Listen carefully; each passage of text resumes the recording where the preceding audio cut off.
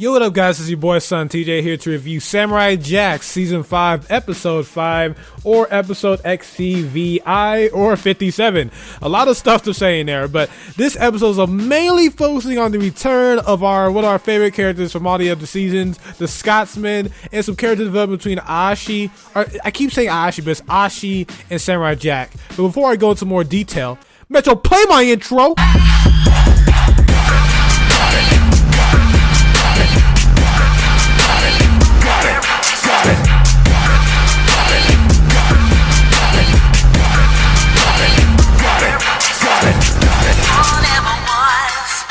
So yep, this episode features the return of the Scotsman, man. And at first, oh my gosh, let me just go over this entire episode before I get into more details about character development and some shit like that. And mind you, these are spoilers, by the way, if you haven't seen the episode. So we starts off with the Scotsman with a huge army, and then we show like different men and machines and horses. Then we see like an army of women, and we see this one woman, and the women don't look too bad. They kind of, they're kind of fugly, but they're really built like Wonder Woman type characters. And you see the Scotsman, he's like, this is 50 years later, so he's really old now, probably like 70 or 80, and he looking badass. He got a machine gun on his leg and stuff like that, and it turns out all these females are his daughter, like all of them are his daughters. So Scotsman been fucking he's been getting it. I don't know where his wife is at though, she probably died, but yeah, he decides to pick a fight with Aku, and Aku, he is just too powerful. Like the only thing that can stop him is Samurai Jack's sword, and that sword is long gone right now. And so to pretty much fulfill some time, because Aku is bored, he pretty much wrecks the entire army. And Scotsman was like, well, this was a mistake. The funny thing is, like, Scotsman was really funny in this episode, saying like, hey, his daughters need to cover up more, because they almost like had their titties out and everything, look like they're ready for the club while fighting. But he decides like everyone needs to escape. This is a dumb idea, and he says he's going to keep Aku busy. And Aku, he's really showing his evil side here, because he wants to finish off the daughters after he took out the entire army. But the Scotsman pretty much goes in on Aku, saying like, you're afraid that Samurai Jack has been rivaling up all these people to take you down for 50 years now, and you can't stop him. And eventually he pisses off Aku enough, well, it looks like Aku didn't care, but he pissed him off enough to mention his Samurai Jack's name, and he kills him. Now this looks sad as fuck at the first time, but then they had like a cartoony scene where, like, you saw his bones, but then they go into complete ash. I was like, is he really dead? Because that seems like a really fucked up way to get rid of, like, an all-time favorite character, and just to see him go out like in like the first 5 minutes of an episode might be pretty bad. But we see the daughters crying and stuff, and you see his magical sword. Then out of nowhere we see the Scotsman and a Star Wars ghost form in this bitch in his prime, and he's saying that it's through magic, and I guess he's dead but alive at the same time. Don't know, but he said he's going to try to get everyone ready so when Samurai Jack returns they can all fight him. So hey, we're going to see Ghost, Scotsman, and Samurai Jack team up again. And I guess this only makes sense because old Scotsman and like prime Samurai Jack wouldn't go too well together. So I guess Ghost form Scotsman, I don't know, it's wacky, but I can't wait to see more of it. Then we cut over to our two main characters of the show so far, which is Ashi and Samurai Jack. And Ashi's like kind of figuring out what she should do, because she listened to what Samurai Jack told her and what her mother told her. And she pretty much has this imagination of her mother talking to her through the sun, saying that pretty much she failed her, and all Ashi wants to know is the truth. So she eventually questions Samurai Jack once he wakes us up, but Samurai Jack is riding this dragon or some type of serpent in the ocean. This is a beautiful scene of both of them riding together. And I'm telling you, this episode and just pretty much previews ahead are really hinting at these two are going to have a romantic thing going on. I really feel like it are. Only problem is if Samurai Jack goes back in time, will that fuck up their relationship? Because it'll be a paradox pretty much. You know what I mean? I don't know how that will work.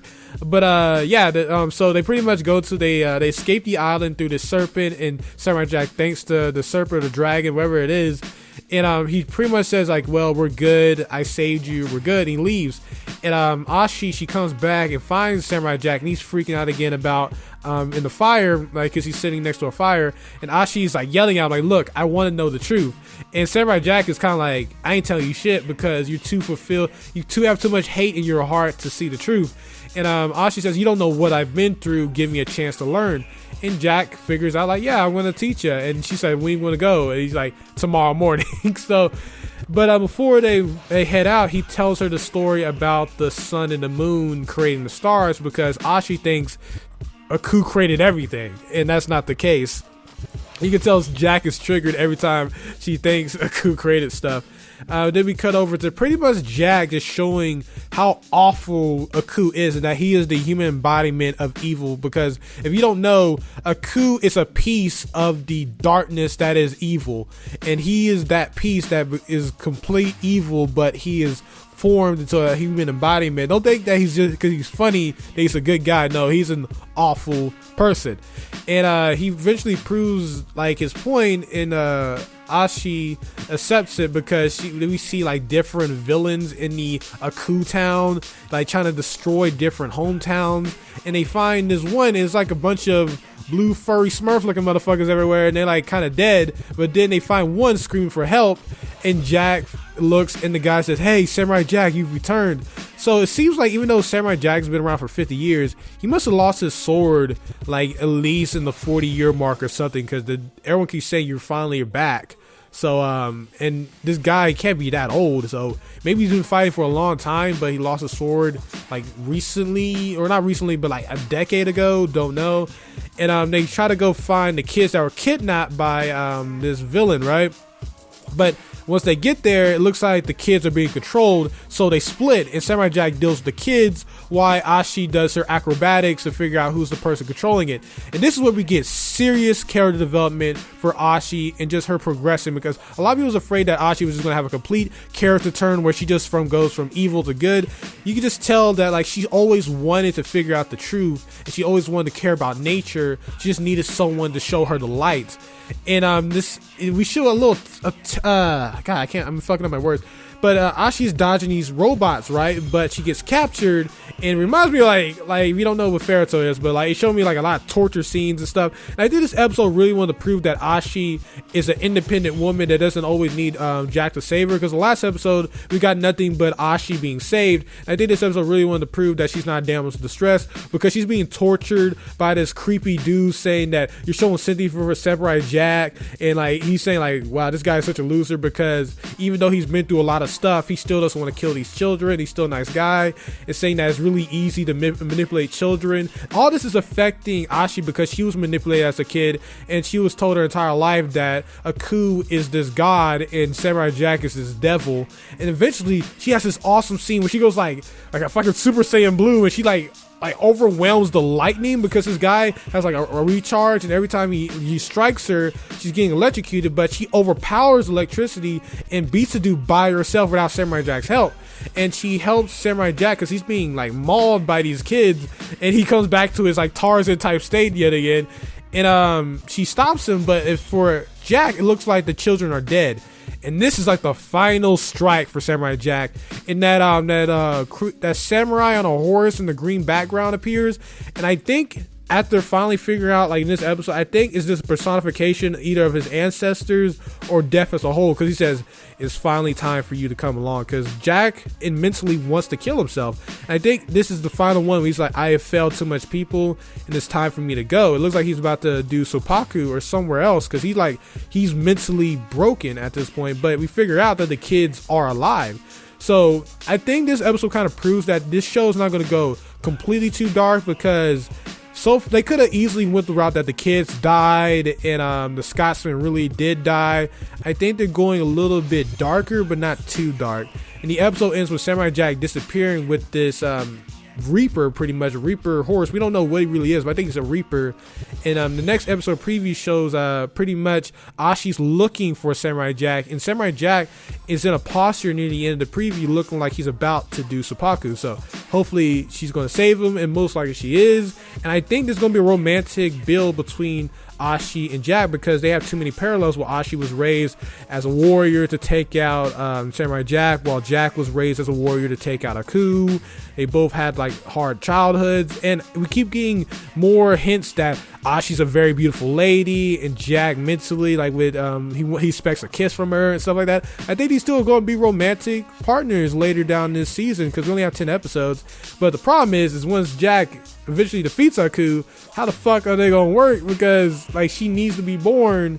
It's gonna be like paradoxes and shit. But yeah, this episode really sells the fact that Ashi is a hero now, and the Scotsman is alive and kicking, sort of, in his prime. And I gotta say, I really enjoyed this episode. I will give it a 9 out of 10. I think the only thing that kind of holds this episode back, it's kind of hard to tell, man. Actually, really nothing holds this episode back. I think maybe just the Scotsman introduction would actually no, I think I couldn't find any real negatives. Maybe because I have a bias because I'm really enjoying the season, but I would say maybe this is actually a 10 out of 10 episode. I hate giving every episode this season 10 out of 10s, but the writing team and just the action and art is really great.